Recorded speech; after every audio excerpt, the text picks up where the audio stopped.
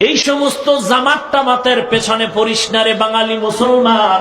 এই জামাত জামাত জামাত জামাত করে করে যারা চিল্লাইতেছে এরা হলো মানুষরূপী মুনাফিক, বেঈমানের বড় দালাল।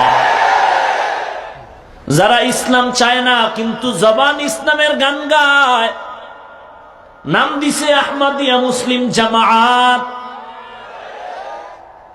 কাদিয়ানীর দল, এরে নবীর উম্মতের দল।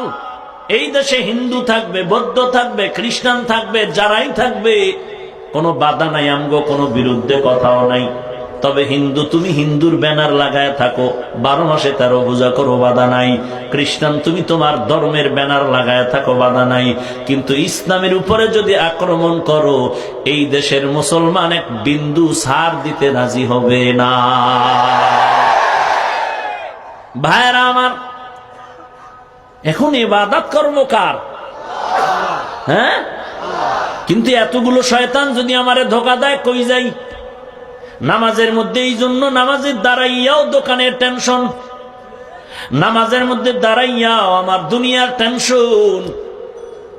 এই জন্য আল্লাহ আর একটা ওয়াদা করি, ওয়া ইয়্যাকা নাস্তাঈন। এই শয়তানের ধোঁকার থেকে বাঁচার জন্য আমি পারবো না, কারণ আমি দুর্বল।